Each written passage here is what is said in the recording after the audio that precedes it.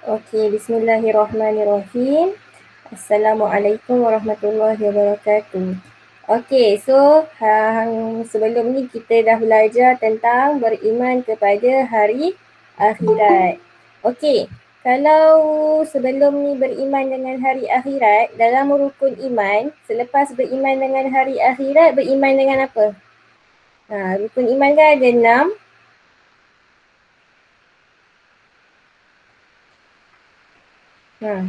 Rukun iman ada 6.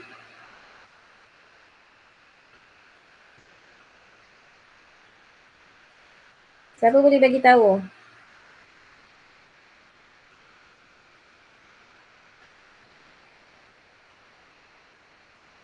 Siapa boleh bagi tahu Ustazah? Lepas rukun iman, kita beriman kepada Allah, beriman kepada Rasul, beriman kepada para malaikat, beriman kepada kitab. Yang kelima, beriman kepada hari kiamat. Yang terakhir tu, beriman dengan apa? Beriman kepada qadar. Betul. Ibnu dan Amalina beriman kepada qada dan qadar. Okey, so hari ni Ustazah nak kamu sediakan buku nota, buka juga buku teks. Ustazah tak bagi outline pula hari ni kan. Okay, so sebab Ustazah nak kamu fokus. Kalau Ustazah bagi outline, kamu asyik berharap pada outline itu saja. Okey. Ustazah share dulu screen.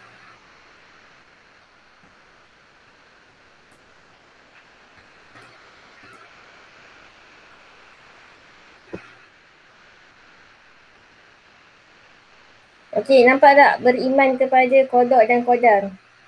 Nampak tak? Nampak. Okey, nampak Okey, so hari ni kita nak belajar tentang beriman dengan qada dan qadar.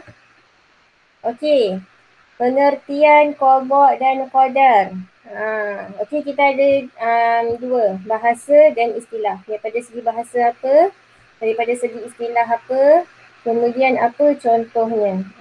Buka buku nota. Buat tulis tarikh hari ni. Tarikh hari ni berapa hari bulan? Hari ni 10 hari bulan 3. Hari ni hari apa? Rabu. Hari Rabu. Betul Putri.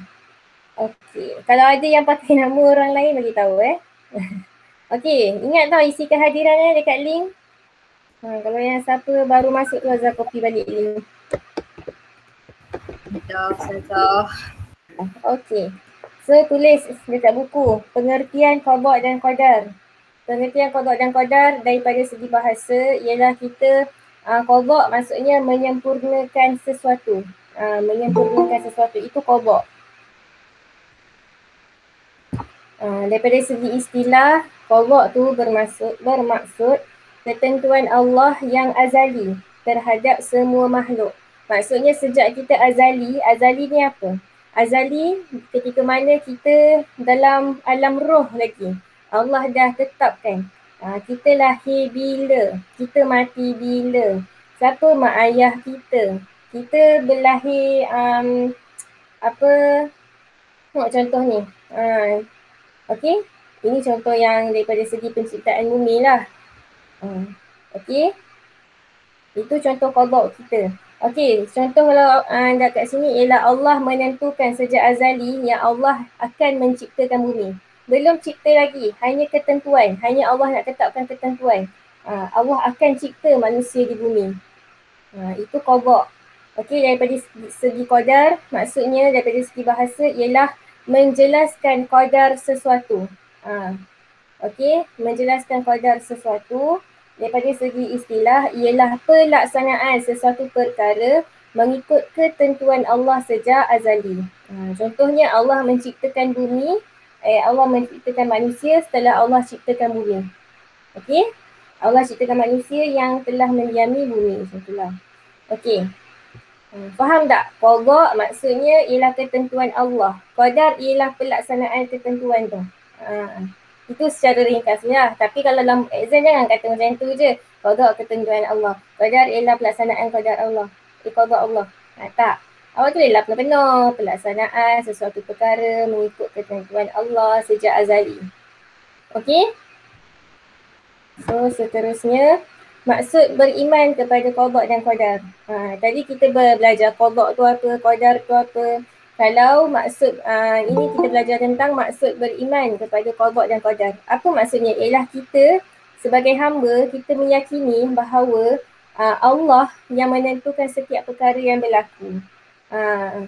Okey, Allah tentukan setiap apa yang berlaku kepada makhluknya dengan ilmunya, dengan kehendaknya. Okey? Allah juga melaksanakan ketentuan tersebut mengikut ketetapan Allah. Kalau Allah nak sesuatu tu terjadi, akan terjadilah dia. Kita manusia memang kita ada kemahuan, tapi kita boleh merancang kita nak buat apa, tapi Allah yang menentukan segala-galanya. Sama ada Allah izin atau tidak kita punya rancangan tu. Itu semua atas qada dan qadar. Itulah sebabnya kita kena beriman kepada qada dan qadar. Okey, seterusnya semua perkara ketakluk kepada kehendak dan kekuasaan Allah. Sama ada perkara itu ialah perkara yang baik ataupun perkara yang buruk. Okey? Kita kena fikir, benda tu berlaku semua sebab Allah dah tentukan. Tertakluk kepada kehendak Allah. Okey? Last sekali, semua ketentuan Allah mempunyai hikmah kepada hambanya. So, apa yang Allah dah tentukan pada kita, semuanya ada hikmah. Cuma kita lah yang kena cari apalah agaknya hikmah ni. Okey? Okey, setakat ni ada apa-apa soalan? Kita belajar tentang bab akidah ni. Kita punya kepercayaan, kita punya iktikad kepada Allah. Okey? So, seterusnya. Okey, dalil nakli. Kenapa kita wajib beriman dengan qada dan qadar? Kalau dalam buku teks ada. Kalau tentang qada dan qadar ni, pelaksanaan sesuatu perkara itu mengikut ketentuan. Macam Allah firman dalam Al-Quran surah Ali Imran ayat 47. A'udzubillahi minasyaitonirrajim. Idza qada amran fa innama yaqulu lahu kun fayakun. Ni perkataan kun fayakun ni palinglah famous. Kun fayakun. Okey, apabila dia berkehendak untuk melaksanakan sesuatu perkara, dia tu Allah lah. Apabila Allah berkehendak melaksanakan sesuatu perkara, Allah hanya berfirman sahaja. Kun fayakun, kun, jadilah engkau. Maka jadilah dia. Ini ialah sesuatu perkara itu berlaku mengikut ketentuan Allah. Okey? Okey, seterusnya dalil nakli, kewajipan beriman dengan qada dan qadar. Lagi satu, setiap sesuatu yang diciptakan itu mengikut ketentuan sejak azali. Allah tentukan kita lahir bila, siapa mak ayah kita. Kita lahir dekat Malaysia, kita lahir dalam bangsa Melayu. Okey, kita lahir dalam Islam. Okey, ini dalam surah Al-Qamar, Allah berfirman ayat 49, A'udzubillahi minasyaitonirrajim. Inna kulla syai'in khalaqnahu biqadar. Maksudnya sesungguhnya kami menciptakan tiap-tiap sesuatu itu menurut takdir. Allah menciptakan setiap sesuatu, kulla syai'. Allah ciptakan dia dengan qadar, dengan takdir yang telah Allah tentukan. Okey? So, ayat seterusnya, Rasulullah bersabdalah, ini hadis, antu'mina billahi wa malaikatihi wa kutubihi wa rusulihi wal yaumil akhir wa tu'minu bil qadari khairihi wa syarrihi. Ini semua Rasulullah bersabda bahawa kamu beriman kepada Allah, malaikat, kitab-kitabnya, rasul-rasulnya, hari akhirat, dan kamu beriman kepada qadar Allah itu terhadap perkara yang baik dan terhadap perkara yang buruk. Okey. Ya, sesuatu itu Allah yang telah tetapkan dan Allah yang telah tentukan. Okey, sudah habis tadi pasal dalil-dalil.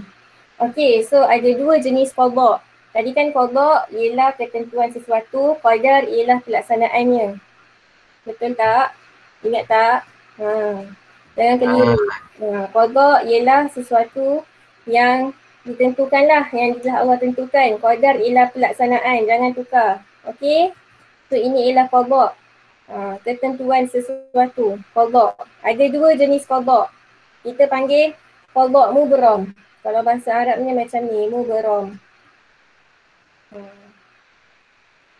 Mubaram. Dan lagi satu ada qada mu'allaq. Mu'allaq. Mu'allaq. Okey, qada mubaram ni qada apa? Maksudnya ketentuan Allah itu tidak akan berubah dan dilaksanakan mengikut kehendak dan kekuasaannya. Contohnya bangsa dan jantina. Okey, dalilnya yang ini. A'udzu billahi minasyaitonir rajim. Ma yubaddilul qawlu ladayya wa ma ana bidhallamin lil 'abid. Maksudnya keputusanku itu tidak dapat diubah. Keputusan Allah tak akan dapat diubah dan aku tidak sekali-kali berlaku zalim kepada hamba-hambaku. Allah kata, Allah tidak akan pernah berlaku zalim. Setiap ketentuan itu Allah buat dengan adil. Kalau adil dengan sama rata lain. Okey, adil dan sama rata, jangan awak rasa benda tu sama. Tak. Adil ialah meletakkan sesuatu itu pada tempatnya. Kalau orang tu rendah, kita bagi kerusi yang tinggi. Kalau orang yang tinggi, kita bagi kerusi yang rendah. Sebab dia dah cukup tinggi dah. Itu adil. Kalau kata sama rata, semua orang dapat kerusi yang sama. Itu sama rata. Okey? Adil ialah meletakkan tempat di sesuatunya. Mengikut sesuatu tu lah. Di tempatnya. So Allah tak akan pernah berlaku zalim kepada kita. Apa takdir yang Allah bagi kat kita, itulah takdir yang adil. Mesti ada hikmah di sebaliknya. Okey, itu ialah qada mubram yang tak boleh diubah, yang Allah sendiri hendak kepada kita. Katanya, kamu dilahirkan sebagai seorang perempuan. Perempuanlah kamu. Kamu tak bolehlah nak ubah-ubah kepada lelaki. Sebab itu ialah qada mubram yang tak akan boleh diubah. Okey, seterusnya ialah qada mu'allaq. Maksudnya ketentuan Allah itu, Allah tentukan sesuatu tapi dia akan berubah kepada ketentuan yang lain bersesuaian dengan usaha yang dilakukan oleh hambanya. Allah berikan sesuatu itu tapi di akhirnya dia boleh berubah sesuai dengan apa yang hamba tu buat. Contoh dia yang pertama, seseorang itu sakit, dia sakit. Qada Allah yang Allah berikan dia sakit. Kemudian tiba-tiba dia sembuh. Qada yang berubah. Dengan sebab berdoa. Ni asbab. Qada mu'allaq mesti ada asbabnya. Dia berubah kerana ada sebab. Dengan sebab berdoa. Contoh yang kedua, seseorang itu sakit. Dia qada yang asal. Kemudian dia sembuh. Ialah qada yang berubah dengan usaha hambanya. Dengan sebab dia bersedekah. Okey, bila dia bersedekah, sebab itulah dia sembuh. Ini ialah asbab. Okey. Contoh dia sakit, dia ambil ubat, itu usahanya. Dengan usahanya sebagai asbab dia mengambil ubat dengan izin Allah, maka dia boleh sembuh. Itu ialah qada yang berubah. Okey. Contoh yang lain, seseorang itu murid yang sederhana dalam peperiksaan. Dia orang yang sederhana, dia biasa-biasa je. Belajar-belajar pun biasa-biasa je pencapaian dia. Tapi dengan asbab dia bersungguh-sungguh dalam belajar. Okey, so dia ditakdirkan, dia diberikan qada yang inilah berubah menjadi seorang yang cemerlang. So kepandaian, ketidakpandaian, kekurangan pandai seseorang itu bukan qada mubram. Itu ialah qada mu'allaq. Jangan kata dengan ustazah, saya memang ada istilah itu. Apa istilah apa istilah dia? Orang kata tak pandai selama-lamanya. Saya lupa lah istilah dia. Tapi istilah dia orang faham dia tu tak pandai selama-lamanya lah. Tak, pandai atau tidak itu semua boleh berubah dengan asbab. Bersungguh-sungguhnya dia belajar. Contohnya ni Allah telah berfirman dalam Al-Quran surah Ar-Ra'd ayat 38 hingga 39. Likulli ajalin kitab yamhullahu ma yasha'u wa yuthbit wa indahu ummul kitab. Tiap-tiap sesuatu itu ada tempoh baginya. Tiap sesuatu tempoh ada baginya hukum yang telah ditentukan oleh Allah. Allah menghapuskan apa-apa jua yang dikehendakinya dan Allah meletakkan jua apa yang dikehendakinya. Dan pada sisinya ia ada ummul kitab iaitu Lauh Mahfuz. Semua kita punya takdir, kita punya qada ditentukan di Lauh Mahfuz. Dulu sebelum kita lahir, sebenarnya kita semua roh kita ni semuanya berada di Lauh Mahfuz. Dekat situ Allah tetapkan qada kita. kita dilupakan. Bila kita lahir je kita dilupakan benda tu. Allah hijabkan kita punya ingatan kepada apa yang kita telah janji kepada Allah di Lauh Mahfuz. So sebab itulah kita dekat dunia ni kita tak tahu apa yang sebenarnya Allah tetapkan kat kita. Kita lupa dah apa yang berlaku di Lauh Mahfuz. Allah takkan ingat lah, Allah takkan izinkan. Okay. So setakat ni ada apa-apa soalan? Dengan keliru qada' mubram dengan qada' mu'allaq ni. Ramai orang keliru. Okay.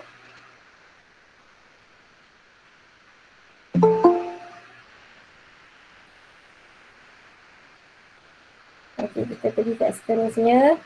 Okay, konsep usaha dan tawakal. Selalu orang kata kalau kita buat je, kita tawakal je. Tak bolehlah kita buat sesuatu tu kita tawakal je. Kita kena usaha dulu. Okay, kita kena usaha dulu baru kita boleh bertawakal. Okay, usaha tu apa? Okay, usaha itu ialah kita berusaha menggunakan seluruh kemampuan yang kita ada, yang diberikan oleh Allah untuk kita mencapai sesuatu maksud. Contohnya kamu nak skor dalam exam. Contohnya kamu target nak letak 95 markah dalam tingkat Islam. Kamu usaha, kamu belajar, kamu faham semua fakta, kamu aplikasikan. Okey, lepas tu kamu dah usaha-usaha sampailah hari exam, kamu berhati-hati. Bukan tawakal nak exam, masuk exam aku tawakal. Tak. Bila kita masuk pun exam tu kita sedang berusaha untuk mengingat. Okey. Kalau kita lupa, kita kena usaha untuk ingat. Bukan kita tawakal, aku ingatlah, tak ingat sudahlah. Tak, kita dalam exam pun kita kena perah kat otak kita untuk fikirkan balik fakta yang kita ingat tu kan. Lepas dah keluar exam, barulah kita boleh tawakal sebenarnya. Kita serahkan sesuatu perkara kepada Allah dan yakin Allah yang tentukan keberhasilan perkara tersebut setelah kita berusaha bersungguh-sungguh. Selalu orang salah faham konsepnya. Tawakal ni kita serahkanlah pada Allah. Agar semua urusan kita Allah yang jaga. Macam tu. Okey? Bukan kita tawakal dalam exam. Tawakallah, aku ingatlah, aku tak ingat sudahlah. Tak adanya macam tu, tak boleh. Dalam exam pun kita masih lagi dalam lingkungan usaha. Kita usaha lagi untuk ingat. Kita hati-hati. Jangan careless, terutama kalau mat. Janganlah kamu over confident sangat. Aku tawakal ni, aku yakin aku dah baca banyak. Tapi last careless. Sebenarnya careless tu atas kita, bukan itu ialah qada' mubram lah. Qada' mubram, itulah qada' mu'allaq. Itulah qada' mu'allaq kita. Kita bergantung pada asbab atas usaha kita. Okey? Dalam surah Ali Imran, Allah berfirman, فَإِذَا عَزَمْتَ فَتَوَكَّلْ عَلَى اللَّهِ إِنَّ اللَّهَ يُحِبُّ الْمُتَوَكِّلِينَ. Maka apabila kamu telah berazam, maka bertawakallah kepada Allah. Azam ni maksudnya ialah dengan usaha kita. Usaha ni. Usaha. Sesungguhnya Allah Maha mengasihi orang yang bertawakal kepadanya. Okey? So, setakat ni ada apa-apa soalan? Tak ada, Ustazah. Tak ada. Dapatnya. Okey, seterusnya kesan beriman kepada qada dan qadar. Kesan beriman, kita ada 3 kesannya. Daripada segi akidah, pertamanya kita nak mengelakkan diri kita daripada kita membuat perkara yang syirik kepada Allah. Syirik ni kerana kita yakin bahawa setiap perkara itu daripada Allah. Contohnya, kita makan ubat, kita sakit, kita makan ubat, kita sembuh. Kita kata sebab aku makan ubat lah aku sembuh. Tak, sebenarnya kita kena cakap macam ni. Kita kena percaya Allah izinkan kita sembuh dengan asbab kita mengambil ubat. Itu yang betul. Jangan kata aku sembuh sebab aku dah ambil ubat. Jangan kata kita gantungkan diri kita kepada ubat. Tak. Kita gantungkan diri kita kepada Allah dengan asbab aku ambil ubat. Dengan sebab aku ambil ubat, Allah izinkan aku untuk sembuh. Itu yang betulnya. Okey. Seterusnya daripada segi ibadah, kita akan semakin tekun melaksanakan ibadah kepada Allah sebab kita sangat-sangat mengharapkan rahmat dan keampunan Allah. Contoh bila kita tawakal tu pun kira satu ibadah. Kita tawakal sebab kita nak mengharapkan rahmat dan keampunan Allah. Okey, seterusnya akhlak Islamiyah. Daripada segi akhlak, Bila kita beriman kepada qada dan qadar, orang Islam, beza kita dengan orang yang bukan Islam, kita ada sabar, kita ada redha. Kita ada sabar, kita ada redha. Mereka tidak ada redha. Mereka tidak faham konsep redha. Walaupun kita kata, tak apalah. Kalau contoh kita kata kat kawan kita yang non-Muslim kan. Kita kata, dia kata, tak apalah, saya redha je perkara tu berlaku. Tapi kefahaman redha kita dengan kefahaman redha diorang lain. Diorang guna perkataan redha sebab diorang tahu bahasa Melayu ada perkataan redha. Dalam kalau orang bukan Islam, kalau diorang tak faham konsep redha tu macam mana. Hanya orang Islam sahaja yang faham sebetul-betul redha tu. Sebab kita beriman kepada qada dan qadar. Kita akan redha apabila ditimpa musibah kerana yakin adanya hikmah di setiap perkara. Allah jadikan sesuatu itu mesti ada hikmahnya. Kemudian kita akan menjadi seorang yang sangat-sangat bersyukur atas nikmat kurniaan Allah. Sebab kita yakin apa-apa yang Allah tetapkan kepada kita itulah yang paling terbaik kepada kita. Okay.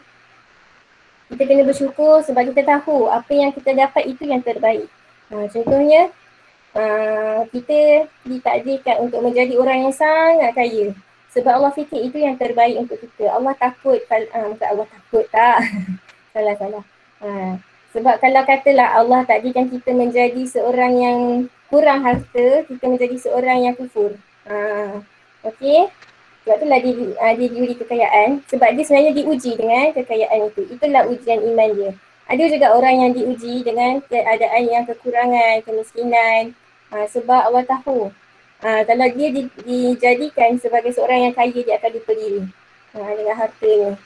So dia diuji dengan kemiskinan supaya Allah nak dia bersyukur. Bukan berserah, tak nak usaha, tak. Dia bersyukur apa yang ada. Sebab dalam Al-Quran ada Allah kata siapa yang bersyukur Allah akan tambah nikmatnya. La'in syakartum la'azidannakum. Ingat perkataan tu. Okey. Surah Ibrahim dia cari Okey, seterusnya berusaha mencapai kecemerlangan dalam segala bidang. Bila kita faham konsep qada dan qadar, kita akan berusaha untuk capai kecemerlangan dalam segala bidang. Sebab Allah akan usahakan kejayaan bagi orang yang berusaha. Ini berkaitan tadi dengan qada mu'allaq. Contohnya kita ada bisnes kita biasa-biasa, kita pun berserah je. Tak apalah, aku ada bisnes ni cukup makan. Tak, kita punya bisnes boleh berjaya kalau kita usaha. Itu ialah qada mu'allaq. Dia akan berubah atas sebab usaha hamba-nya. Okay? So setakat ni faham? Qada dan qadar ini simple. Tapi kita kena fahamlah bila kita diuji baru kita teruji dengan qada dan qadar kita. Beriman kepada qada dan qadar. Hafal macam ni memang senang. Okay, dah habis dah. So itu sahaja. Ustazah nak kamu dah habis ni. Kan, dah habis salin ni.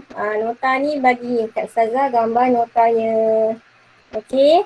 Sebab Ustazah tengok kalau Ustazah bagi outline, kamu pun ikutlah outline tu. Ustazah buat point, kamu pun point.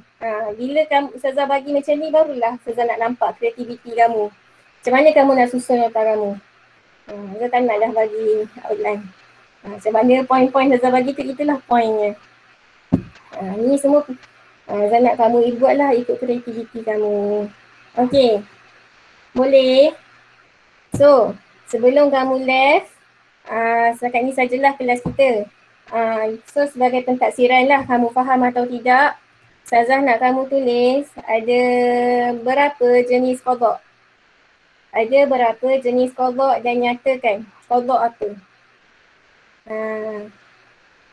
Ada berapa jenis qada dan ada apa nama qadanya.